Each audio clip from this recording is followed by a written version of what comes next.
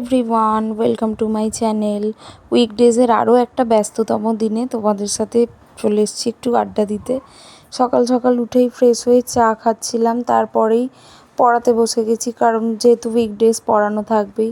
ওদের পড়িয়ে ছুটি দেওয়ার পর করছিলাম ঠাকুরের কাজ। এই যে দেখছো তোমরা, এই যে শুকনো ফুলগুলো, এগুলো তো আমরা কোথাও এদিক ওদিক ফেলে দিই না, গাছের নিচে দিয়ে দিই। তারপরে ঠাকুরের মন্দিরটা ওপরে এসে ধুয়ে নিয়েছি, নিয়ে আজকে এই দেখো কত ফুল ফুটেছে।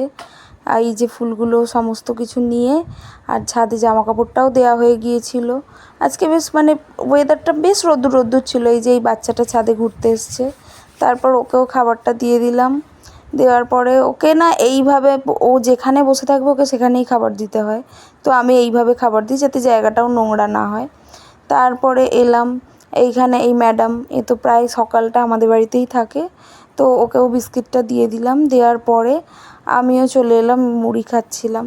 মুড়ি ছোলা চানাচুর দিয়ে খেতে বেশ ভালোই লাগে, তো সকালটা ওটাই খাচ্ছিলাম। তারপর দেখি আমি খাচ্ছি, তার মধ্যেই মুষলধারে বৃষ্টি শুরু হয়ে গেছে। যে এত একটানা এরকম বৃষ্টি হলো না, খুব একটা প্যাচ প্যাচে ওয়েদার, খুব অস্বস্তিকর ব্যাপার লাগে। তারপর আমি স্নান করে এসে নিজেরাও লাঞ্চ করে নিয়েছিলাম। বৃষ্টিটা একটু থেমেছিল, তখন বাইরে খেতে দিতে বেরিয়েছিলাম। এই যে বাইরে সবাই খাচ্ছে। এরা না আজকাল প্রচণ্ড মারপিট করে, ওই জন্য ওদেরকে প্রত্যেককে আলাদা আলাদা করে ডিস্টেন্স মেনটেন করে খেতে দিতে হয়। এই যে এখনও সবাই এসে পৌঁছায়নি, এর খাওয়া হয়ে গেছে। তারপরে দুপুরবেলা একটু রেস্ট নিচ্ছি। ও বাবা, আবার মুষলধারে বৃষ্টি।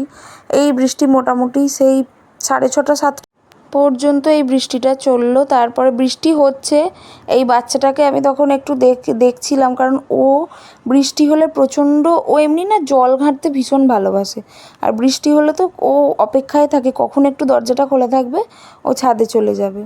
তারপর এই সমস্ত খুনসুটি করে চলে এলাম খাবার দিতে।